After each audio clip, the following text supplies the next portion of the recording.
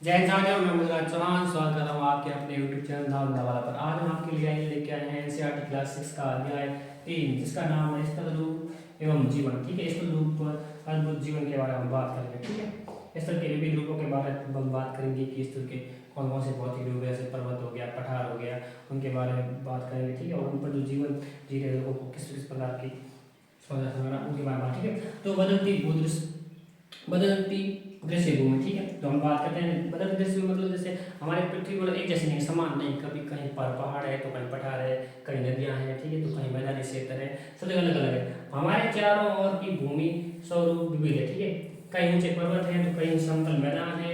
इस अध्याय में हम इन्हीं स्थल रूपों और इन पर बसने वाले जीवन के बारे में बात करेंगे। ठीक है,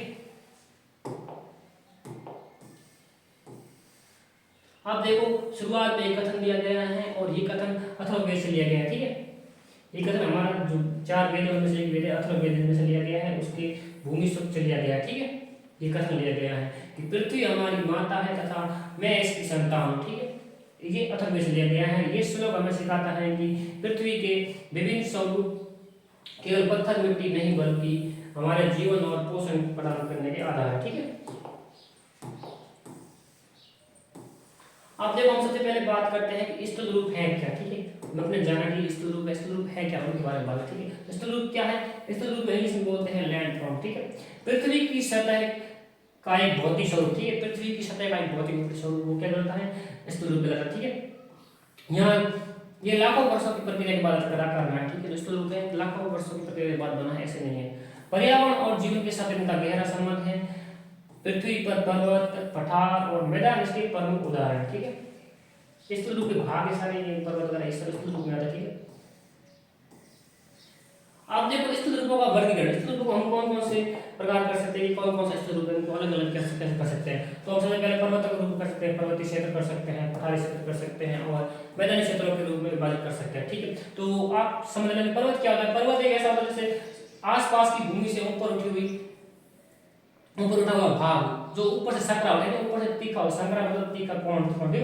आसपास की भूमि से अधिक ऊंचे और संकरे शिखर वाले स्थान को क्या कहते हैं? पर्वत कहते हैं। ठीक है, और पर्वत पे पठार में क्या होता है? पर्वत ऐसे होता है ऊपर से तो आसपास भूमि से ऊपर, लेकिन ऊपर से कैसा होता है? ऊपर से टेबल जैसा होता है, मेज जैसा होता है, ऊपर से समतल होता है। ठीक है, ऊपर से चपटे और मेज जैसी आकृति वाले ऊंचे स्थल को क्या कहेंगे? पठार कहेंगे। ठीक है, और मैदान क्या होते हैं? ठीक है, मैदान समुद्र तल से कम ऊंचे होते हैं, कम ऊंचे वाले समुद्र होंगे। ठीक है, ये समुद्र हो गया तो ये मैदानी क्षेत्र है। ठीक है, से मान लो नीचे समुद्र हो गया तो समुद्र से समान पर। ठीक है, समुद्र से थोड़ा सा ऊंचा होता है लेकिन यहाँ पर मैदानी क्षेत्र होता है। ठीक है, ये पर्वत का ऊंचा नहीं होता। अब देखो सबसे पहले हम पर्वत के बारे में बात करते हैं विस्तार से। ठीक है, तो पहला भाग है पर्वत। ठीक है, आकाश को छूते हुए शिखरों को हम क्या कहते हैं? पर्वत। ठीक है, हम देखा पर्वत ऊंचे होते हैं, आकाश को छूते हैं शिखर। अब देखो पर्वतों की कोई विशेषता क्या है? ठीक है, कि पर्वतों में क्या क्या विशेषता होती है, हम किसे पर्वत कहेंगे या किस प्रकार की वस्तु को पर्वत कहेंगे। ठीक है, तो पर्वतों की विशेषता है पर्वत वे रूप होते हैं जो आसपास की भूमि से काफी ऊंचे होते हैं। ठीक है, जैसे आप देख रहे हो ना, ये पर्वत है ऊपर त्रिकोण, ठीक है, आसपास भूमि से ऊपर उठे हुए। ठीक है, त्रिकोण पर्वत होता है, ये पठार नहीं है, पर्वत है। ठीक है, समझ रहे हो आप? चौड़ा आधार यानी जो नीचे का हिस्सा होता है पर्वतों का बहुत चौड़ा होता है। ठीक है, और ऊपर होता है जो संकरा होता है, तीखा होता है। पर्वतों का निचला हिस्सा बहुत फैला हुआ होता है, संकरा शिखर। ठीक है, ऊपर की ओर जाने पर चोटियों के रूप में पतले हो जाते हैं। ठीक है, ऊपर जो शिखर होते हैं पर्वतों का निचला हिस्सा होता है वो चौड़ा होता है, और ऊपर जो शिखर होते हैं वो पतले होते हैं, त्रिकोण होते हैं। ठीक है, और इनकी खड़ी ढलान होती है, जैसे मान लीजिए देखो ये खड़ी ढलान होगी सीधी, जैसे ये खड़ी ढलान है, ये खड़ी ढलान है, खड़ी ढलान होती है सीधी। ठीक है, खड़ी ढलान इनकी चौड़ाई बहुत तीव्र और चढ़ाई बहुत तीव्र और कठिन होती थी, जैसे यहाँ से चलने बहुत तीव्र और कठिन होती है।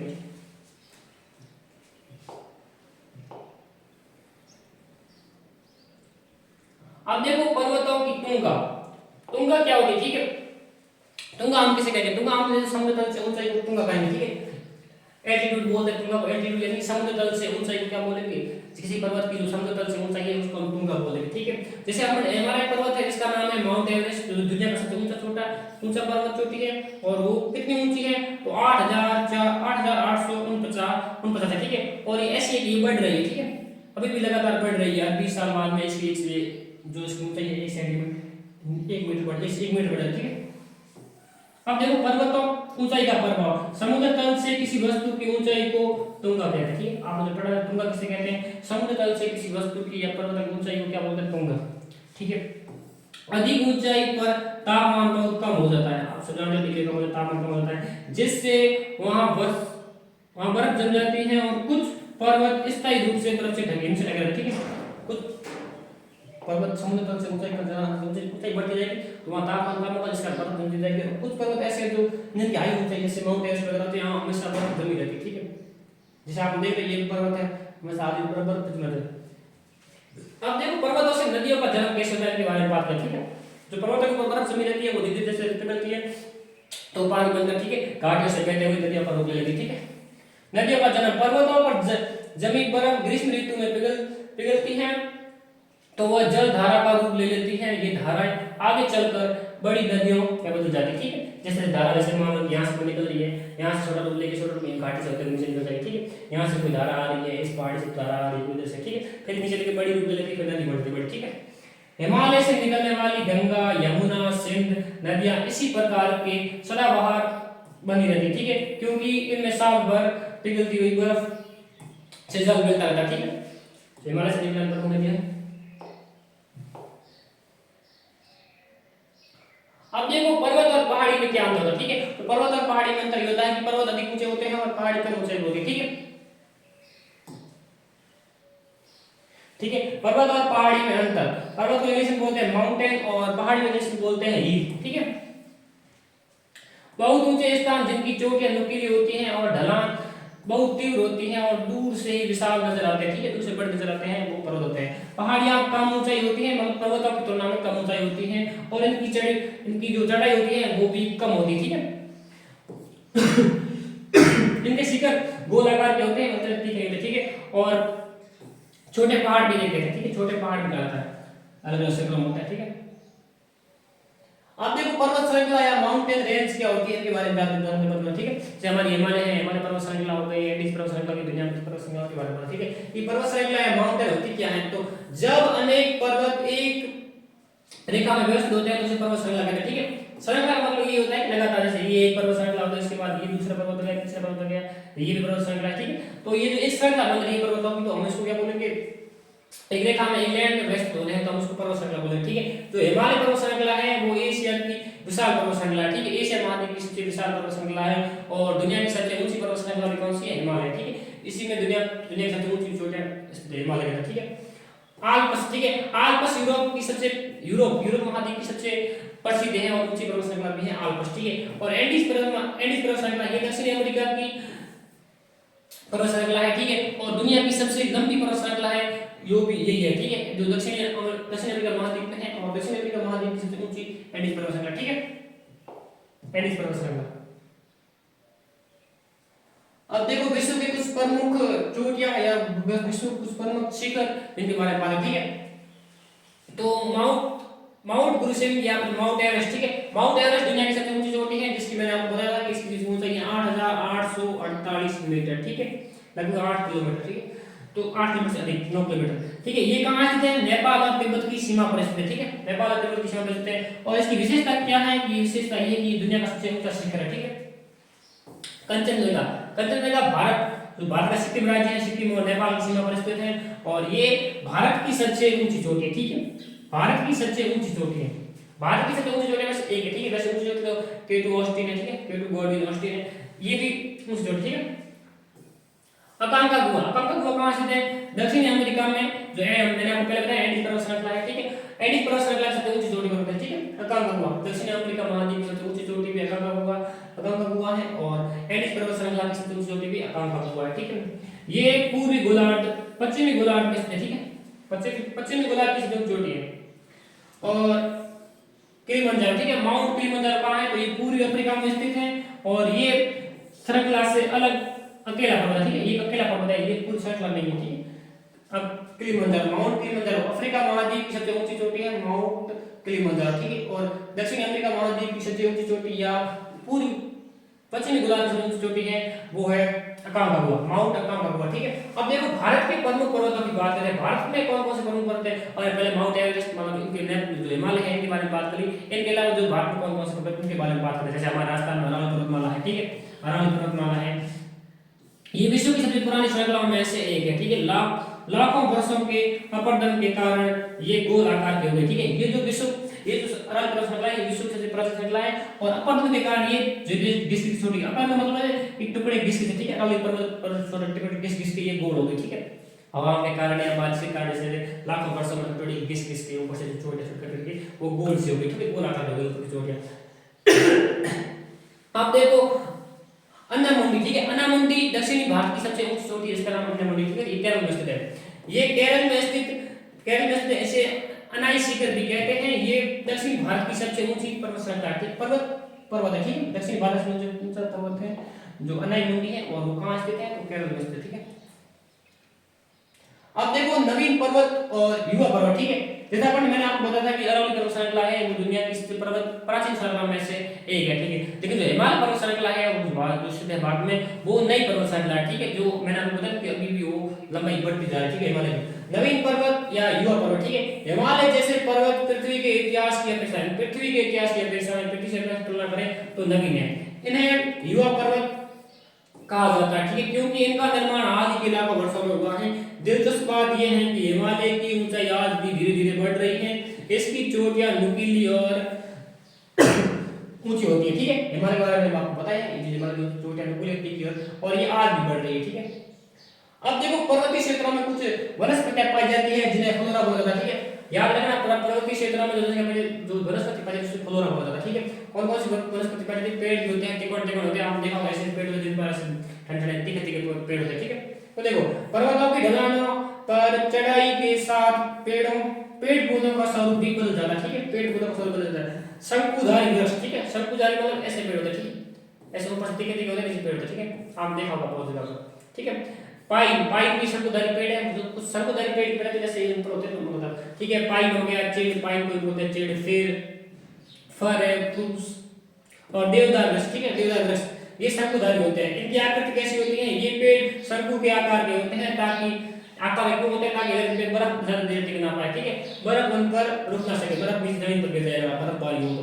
पत्तियां कैसी थी, इनकी पत्तियां पतली और नोकदार होती है, ठीक है, आप वृक्ष देख रहे हो। अब देखो ऊंचाई पर पेड़ पौधे कमी से मतलब ऊंचाई से जीवन पर खाने की कैपेसिटी होती है, ठीक है, अधिक ऊंचाई पर जीवन, ठीक है, कौन कौन से पेड़ पौधे अधिक ऊंचाई पर पनपते हैं उनके बारे में बात करें, ठीक है।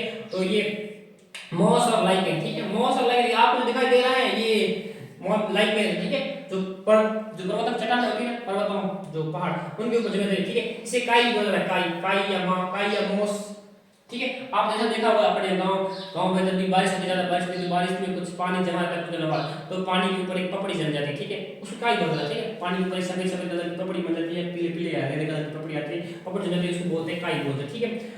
बहुत अधिक ऊंचाई पर जहां बड़े पेड़ नहीं उग पाते हैं वहां काई मॉस होती है, काई लाइकेन जैसी छोटी वनस्पतियां चट्टानों पर छिपी रहती है, ये जो आप देख रहे हो ये लाइकेन है, ठीक है। घास के मैदान, बर्फ पिघलने के बाद कुछ क्षेत्रों में छोटी घास उगाती है जो पहाड़ी जानवरों के लिए चारे का काम करती है, जब बर्फ पिघल जाती है तो ग्रीष्म का मौसम आता है तब छोटी घास उग जाती है जो वहां के जानवर हैं वो चारे के लिए काम आती है, ठीक है। अब देखो कालिदास की स्तुति, ठीक है, कोई हिमालय के बारे में कालिदास ने क्या कहा है उसके बारे में जानना, ठीक है।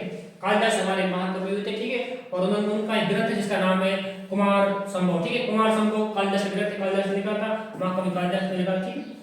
उत्तर दिशा में देवताओं के समान पूजनीय हिमालय नाम का पर्वतों का राजा, ठीक है, जो उत्तर दिशा में देवताओं के समान पूजनीय हिमालय नाम का पर्वतों का राजा है, जो पृथ्वी को नापने का मापदंड है। ये किसने लिखा है, तो ये कालिदास ने लिखा, महाकवि कालिदास, ठीक है। कालिदास ने हिमालय की शीतल वायु, देवदार वृक्षों और मृगों की बहुत सुंदर वर्णन किया, ठीक है, अपने ग्रंथ कुमार संभव में, ठीक है। फैना और फ्लोरा याद रखना, ठीक है, फ्लोरा वनस्पति होती है पहाड़ पर्वतीय क्षेत्र में, और फैना क्या होता है, फैना पर्वतीय जीवन होता है, ठीक है, फैना, ठीक है। तो एक सुनहरा गिद्ध पाया जाता है, ठीक है, सुनहरा मतलब गोल्डन कलर का, ठीक है, सोने जैसे कलर का गिद्ध पाया जाता है जो ऊंचाई होने के लिए प्रसिद्ध है, ठीक है। आकाश की ऊंचाइयों में उड़ने वाला गोल्ड ईगल, ठीक है, ईगल पाया जाता है। हिम तेंदुआ, ठीक है, सफेद कलर का, मतलब सफेद नहीं तो पूरा तेंदुआ जैसा लगता है, सफेद कलर का बर्फ रहता, ठीक है। बर्फ में रहने वाला सबसे फुर्तीला और दुर्लभ शिकारी था, ठीक है। और यहाँ पर पहाड़ी जंगल होता, ठीक है। पहाड़ों का सबसे उपयोगी पशु जो बोझ ढोने और दूध के लिए पाला जाता है, या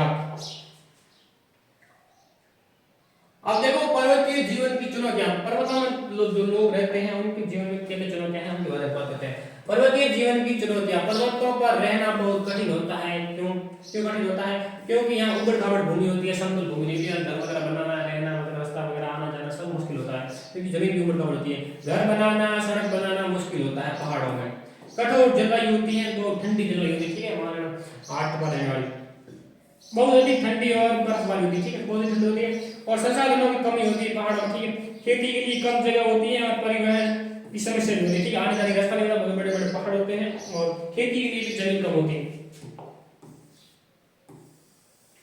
अब देखो पर्वतीय क्षेत्रों में एक कृषि होती है जिसका नाम है वैदिक कृषि, ठीक है, या टेरेस फार्मिंग, ठीक है, इसके बारे में बात करते हैं। टेरेस फार्मिंग क्या है या वैदिक कृषि क्या होती है, या इसको भी सीढ़ीदार खेती बोलते हैं, ठीक है, सीढ़ीनुमा खेती। जैसे आप देख रहे हैं कि ये खेती हो रही, ठीक है, ये पर्वत पे हो रही है, यहाँ पर खेती हो रही है, इसके बाद पर्वत के निचले से यहाँ पर हो रही है, यहाँ पर हो रही है, इसको बोलते हैं वैदिक कृषि। ये जो सीढ़ी दिख रही है, ये इसको बोलते हैं सीढ़ीदार खेती या पर्वत या जो वैदिक कृषि ऐसे बोलते हैं, ठीक है। पहाड़ों की ढलानों पर खेती करना बहुत कठिन होता है, इसीलिए लोग ढलानों की भूमि को काट कर सीढ़ीनुमा खेत बनाते हैं।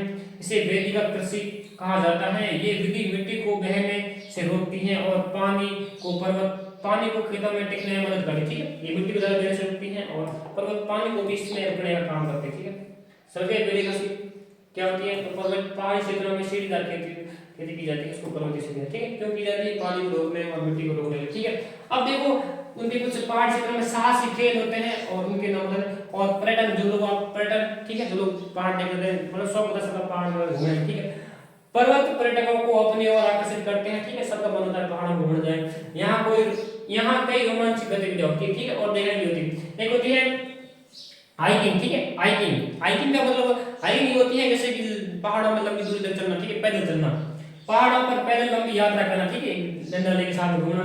और स्काइंग होती है जो बर्फों की ढलान पर फिसलने का रोमांचक खेल, ठीक है, स्काइंग, ठीक है, वो जो वैसे रखते हैं और सीधा बर्फ से घिस जाते हैं, ठीक है।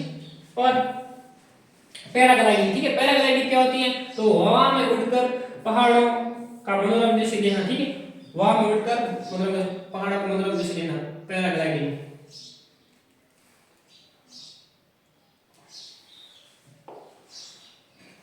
अब देखो पर्वतों के प्रति श्रद्धा, इसके बारे में बात करते हैं।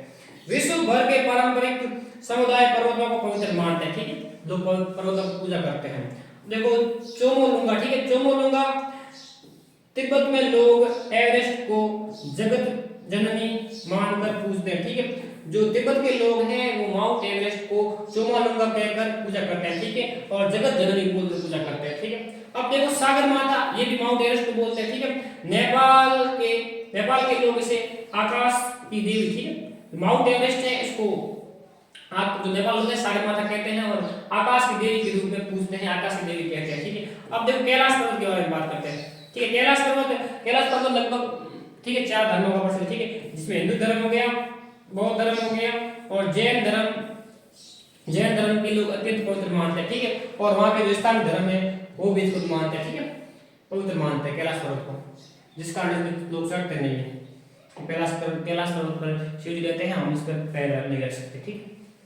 अब देखो प्राकृतिक आपदाएं, ठीक है, प्राकृतिक जो पहाड़ी क्षेत्र में कौन कौन सी प्राकृतिक आपदाएं आती हैं उनके बारे में बात करेंगे, ठीक है, जैसे भूस्खलन हो गया, बादल फटना हो गया, हिमस्खलन हो गया, इसके बारे में बात, ठीक है। अब देखो भूस्खलन क्या था? लैंडस्लाइडिंग, ठीक है, भूस्खलन का मतलब होता है कैसे पहाड़ का टुकड़ा गिर के नीचे की तरफ आना, ठीक है, समझ गए, बड़े पहाड़ टुकड़ा नीचे की तरफ, ठीक है। चट्टानों या मिट्टी के बड़े ढेर का अचानक टूटकर नीचे गिरना, ठीक है, और भारी वर्षा का कारण तो आम होता, ठीक है, जिससे क्या होता है रास्ता बंद कर देता है, मान लो यहां से कोई पर्वत का टुकड़ा कट के नीचे पर यहां गिर गया, ठीक है, तो यहां भूस्खलन ऐसे बोलते हैं भूस्खलन। अब देखो बादल फटना, क्लाउड बर्स्ट क्या होता है उसके बारे में बात करें। ये अचानक थोड़ी कम समय में अचानक ज्यादा बारिश हो जाना या जिसका बाढ़ आ जाना, वो बारिश, ठीक है। अचानक बहुत कम समय में प्रचंड तूफान के साथ भारी वर्षा होना, जिससे पहाड़ों पर अचानक बाढ़ आ जाती है, इसे क्या कहते हैं, बादल फटना। ठीक है, अचानक कम ही समय में बहुत सारा पानी आ जाता है अचानक। ठीक है,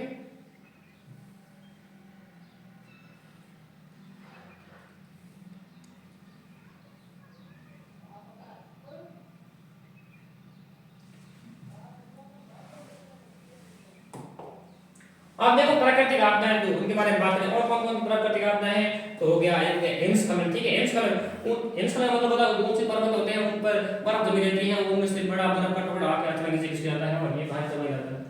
ऊंचे पर्वतों पर बर्फ का बहुत बड़ा ढेर अचानक तेजी से नीचे की ओर फिसलता है और ये बहुत विनाशकारी होता है। ठीक है, पर्यटन का दबाव। ठीक है, पर्यटन घूम जाते हैं और कचरा वगैरह फैलाते हैं, प्रदूषण फैलाते हैं, ये भी खतरा है। ठीक है, आपदाएं, बहुत अधिक पर्यटकों के आने से पर्वतों के पर्यावरण पर बहुत बुरा असर पड़ता है और प्रदूषण भी बढ़ता है। ठीक है,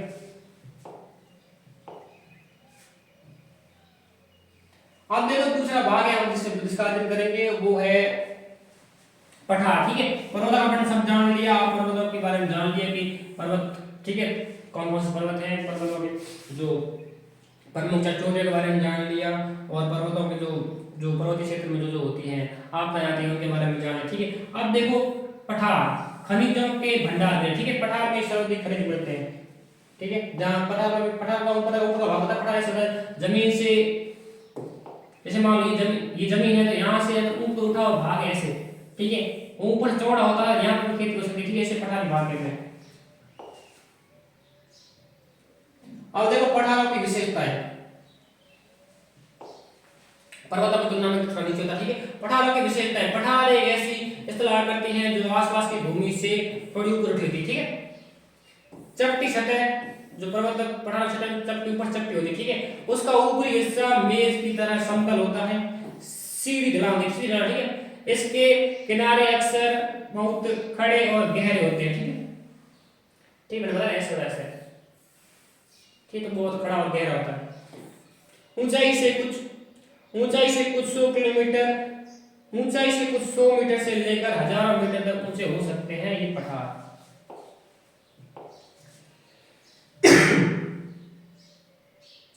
अब देखो तिब्बत का पठार। ठीक है, तिब्बत का, ये तिब्बत पठार नहीं है, फोटो पे और लग गया। ठीक है, तिब्बत का पठार, इसे विश्व की सत। ठीक है, ठीक है, एकदम याद रखना, तिब्बत के पठार को क्या बोलते हैं, विश्व की सत बोलते हैं, विश्व की सत। ठीक है, विश्व की सत कहा जाता है, ये विश्व की सबसे बड़ा और सबसे ऊंचा पठार है। इसकी औसत ऊंचाई 4500 मीटर है। ठीक है, जो लगभग 2025 किलोमीटर चंडीगढ़ से कन्याकुमारी तक की दूरी जितना। ठीक है, ये तो दूरी बताई गई है। ठीक है, दूरी जितना बड़ा है तिब्बत का पठार। कहाँ स्थित है, तिब्बत में स्थित है, तिब्बत वर्तमान चीन में स्थित है। ये विश्व का सबसे ऊंचा पर्वत मतलब पठार है। ठीक है, और एक पठार और है जिसको विश्व की गांठ कहा जाता है, उसको। ठीक है, अब देखो दक्कन का पठार हम बात करते हैं जो भारत में स्थित है। ठीक है, कर्नाटक का राज्य में स्थित है दक्कन का पठार, उसके बाद दक्षिण भारत में स्थित। ठीक है, ये भारत के मध्य और दक्षिणी भाग में स्थित है, ज्वालामुखी मूल है। ठीक है, ये किससे बना है दक्कन का पठार, तो ज्वालामुखी से बना। ठीक है, जो ज्वालामुखी से जो लावा निकलता है उससे बना है। ठीक है, ये लाखों वर्ष पहले लावा के बहने से बना है, खनिज समृद्ध है। ठीक है, यहाँ पर प्रचुर मात्रा में खनिज पाए जाते हैं, जैसे हम सोना वगैरह पाया जाता है, जैसे कोला गोल्ड फील्ड है, वहां पर सोना निकलता है। ठीक है, प्राचीनता। ठीक है, प्राचीनता, ये विश्व के सबसे पुराने पठारों में से एक है। ठीक है, जो अपने दक्षिण भारत का जो दक्कन पठार है वो विश्व के सबसे प्राचीन पठारों में से एक है। अब देखो खनिजों का भंडार गृह, पठारों के अंदर कौन कौन से खनिज होते हैं वो बताएं। ठीक है, खनिजों का भंडार गृह, छोटा नागपुर पठार कहाँ है, झारखंड और छत्तीसगढ़ में। ठीक है, छोटा नागपुर पठार झारखंड छत्तीसगढ़ में। ठीक है, यहाँ लोहा कोयला और मैग्नीज के प्रचुर भंडार है। अफ्रीकी पठार, ठीक है, जहाँ सोना मिलता है, अफ्रीकी पठार, ये सोने और हीरे की खदानों के लिए विश्व भर में प्रसिद्ध है। ये दक्षिणी अफ्रीका महाद्वीप है, उसके जो दक्षिणी क्षेत्र है दक्षिणी अफ्रीका बोलते हैं उसको, वहाँ। ठीक है, खनन कार्य। ठीक है, पठारी क्षेत्रों में खनन मुख्य आर्थिक गतिविधियां होती है। ठीक है, पठारी क्षेत्रों में खनन कार्य सरकार करती है और वो मुख्य आर्थिक गतिविधियां होती है।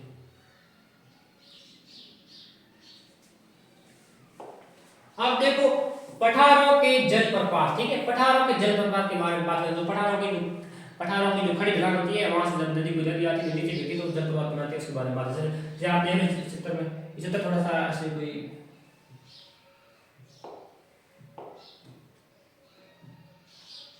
आधा कट गया किसी कारण से, ठीक है।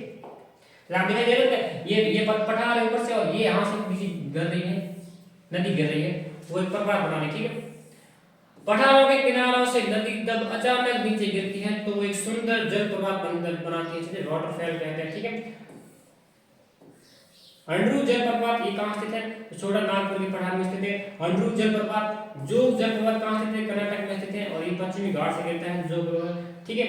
और नयाकालिकाई मेघालय में जो ये ऊंचा है 340 मीटर ऊंचा है, ठीक है। ये कुछ प्रमुख पठार जो जलप्रपात के बारे में, ठीक है। अब देखो भाग तीसरा है मैदानी क्षेत्र, ठीक है। जब हम बात करते हैं मैदान या मैदानी क्षेत्र, ठीक है, तो ये सभ्यताओं का पालन यही करता है, ठीक है। यहाँ पर जो मैदानी क्षेत्र में अत्यधिक जनसंख्या निवास करती है वो मैदानी क्षेत्र में करती है और यहाँ पर अत्यधिक खेती वगैरह होती है जिस कारण लोगों को अत्यधिक सुविधाएं मिलती है, ठीक है। पानी वगैरह आराम से मिल जाता है और परिवहन वगैरह आराम से हो जाता है, ठीक है। ये निर्माण नदी द्वारा होता है। तो अब देखो मैदानों का निर्माण कौन करती है? नदियां करती है मुख्य रूप से। नदियां मैदान मतलब विस्तृत सट्टा धरातल वाले भूभाग को क्या कहेंगे? मैदान कहेंगे। नदियों का कार्य, नदियां अपने साथ रेत, ठीक है, पर्वतों से रेत, कंकड़ और गाद यानी मिट्टी लेकर बहा कर लाती है, ठीक है। तलछट जमाव, ठीक है, ये नदियां इस कचरे को समतल भूमि पर जमा देती है, ठीक है। जब पहाड़ों से नदियां उतरती है तो समतल भूमि पर कचरे को जमा देती है और उपजाऊपन इसी गाद की मिट्टी से अत्यधिक उपजाऊ बनता है, ठीक है। जो भूमि होती है इसी गाद की मिट्टी से अत्यधिक उपजाऊ बनती है, ठीक है।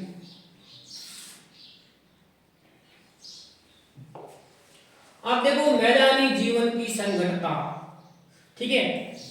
40 करोड़ लोग गंगा नदी के मैदान रहते हैं। भारत में 100 करोड़ लोगों में 40 करोड़ लोग हैं तो सिर्फ गंगा नदी के क्षेत्र में रहते हैं, ठीक है, मैदानी क्षेत्र में रहते हैं। सघन जनसंख्या, ठीक है, सघन मतलब घनता या सघनता, ठीक है। सघनता मतलब होते हैं कम क्षेत्र में बहुत अधिक लोग रहते हैं, ठीक है। मैदानों में जीवन आसान होता है, ठीक है। मैदानों में जीवन आसान होता है इसीलिए यहाँ विश्व की सबसे अधिक जनसंख्या निवास करती है। भारत के गंगा के मैदान में देश की एक चौथाई यानी 4 में से 1 भाग उत्तर प्रदेश और बिहार में 1/4 भाग जनसंख्या निवास करती है, ठीक है। और सब विश्व में सब जगह ऐसे दुनिया पूरी में ऐसे मैदानी क्षेत्र है वहाँ बाकी क्षेत्रों की तुलना में जनसंख्या अधिक है, ठीक। जैसे भारत की तुलना करेंगे तो यूपी बिहार की, उत्तर प्रदेश और जो बिहार की जो जनसंख्या है क्योंकि वो गंगा नदी और गंगा नदी के जो मैदानी क्षेत्र में आते हैं उनकी जनसंख्या पूरे भारत के राज्यों से भी, ठीक है, बराबर है। अब देखो मैदानों में कृषि, ठीक है, मैदानों में कृषि खाद्य फसलें भी होती है, खाने वाली फसलें जैसे चावल हो गया, गेहूं, मक्का, मोटे अनाज, बाजरा, रागी प्रचुर मात्रा में पैदा होते हैं, ठीक है। और व्यवसायिक खेती भी होती है जैसे कपास वगैरह, कपास, जूट और सन जैसी रेशेदार फसलें उद्योगों के लिए उगाई जाती हैं, ठीक है। और सिंचाई होती है नहरों और भूमिगत जल के नेटवर्क से साल भर खेती होती है, ठीक है, ठीक है। उपजाऊ मिट्टी गाड़ मैदान खेती के लिए स्वर्ग के समान, ठीक है। उपजाऊ मिट्टी के लिए आप देखो मैदानों की चुनौतियों के बारे में बात करते हैं। मैदानों की चुनौतियां, ठीक है। आसान जीवन के बावजूद मैदानों में कुछ गंभीर समस्याएं भी हैं, उनके बारे में बात करते हैं, ठीक है। बढ़ती जनसंख्या, एक तो जनसंख्या बहुत ज्यादा बढ़ रही है मैदानी क्षेत्रों में, ठीक है। संसाधनों पर अत्यधिक दबाव पड़ रहा है, प्रदूषण, नदियों और हवा का प्रदूषण, ठीक है, जैसे देख रहे हो ये कोई मेरे का, ठीक है। जल स्तर का गिरावट, ठीक है। अधिक सिंचाई से भूमिगत पानी जमीन के अंदर जल होता है, अधिक सिंचाई से भूमिगत जल में कमी आ रही है।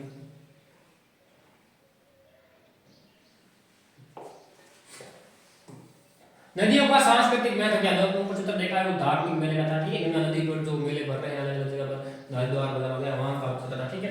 पवित्र संगम, जहां दो या दो से अधिक नदियां मिलती हैं वो संगम कहलाता है, ठीक है, संगम कहलाता है। इसे भारतीय संस्कृति में बहुत पवित्र माना जाता है, ठीक है। जैसे प्रयागराज संगम में, ठीक है, 3 नदियां मिलती हैं वहां, ठीक है, संगम को पवित्र कहते हैं जो पूजा वगैरह।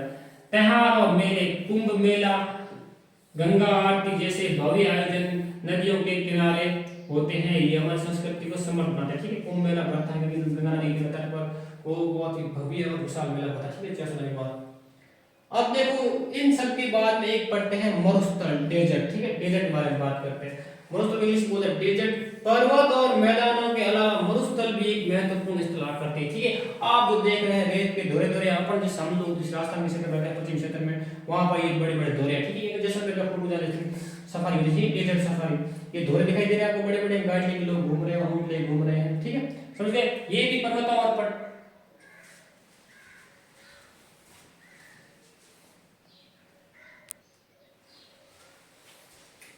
ठीक है, डेजर्ट और मरुस्थल, पर्वत और मैदानों के अलावा मरुस्थल भी महत्वपूर्ण भूमि है। ठीक है, इतला करती है। गर्म मरुस्थल जैसे सहारा अफ्रीका में स्थित। ठीक है, दुनिया का सबसे जो बड़ा मरुस्थल है उसका नाम है सहारा का मरुस्थल। ठीक है, और कहाँ स्थित है, और थार मरुस्थल भारत में स्थित। ठीक है, ठंडे मरुस्थल गोबी का मरुस्थल हो गया, और ये एशिया में स्थित है। ठीक है, गोबी का मरुस्थल मंगोलिया में स्थित है। और अंटार्कटिका का मरुस्थल हो गया जो अंटार्कटिका महाद्वीप में स्थित है। अनुकूलन, अनुकूलन, यहाँ के लोग कठिन परिस्थितियों में जीना सीख जाते हैं। जैसे अपन लोग जीना सीख गए ना, 50 डिग्री टेम्परेचर पे अपन लोग आराम से रह जाते हैं। ठीक है, कोई दिक्कत नहीं होती। ठीक, अब देखो प्राचीन तमिल वल्लीगण, ठीक है, इनके बारे में बात करते हैं। तमिल वल्लीगण, ठीक है, संगम कविताओं में दृश्य भूमियों को टीने के रूप में बांटा गया है। ठीक है, अब देखो टीने क्या है, देखो कुंजियां, ठीक है, कुरिंजी दृश्य पर्वतीय क्षेत्र है। ठीक है, और इसका मरु व्यवसाय है, शिकार और संग्रह। ठीक है, अब देखो मरुदम, मरुदम क्या है, उपजाऊ मैदान है। ठीक है, और यहाँ क्या होती है, कृषि होती है। नेदर, नेदर क्या है, तटीय क्षेत्र है, और यहाँ पर क्या होता है, तटीय क्षेत्र में मत्स्य पालन होता है। ठीक है, और पाले क्या है, पाले शुष्क प्रदेश है। ठीक है, शुष्क प्रदेश सूखा पड़ता है पाले। ठीक है, और घुमंतु जीवन, घुमंतु जीवन जो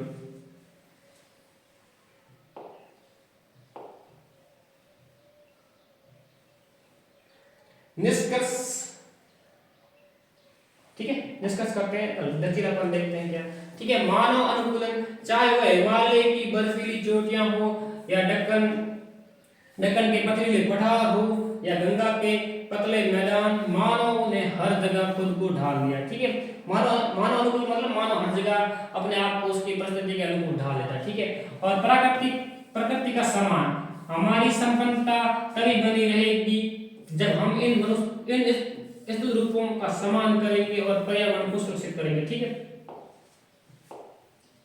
समझ गए। धन्यवाद। क्लास यही समाप्त होती है। आपको कोई प्रश्न हो तो क्लास के बारे में जरूर जाए। ठीक है।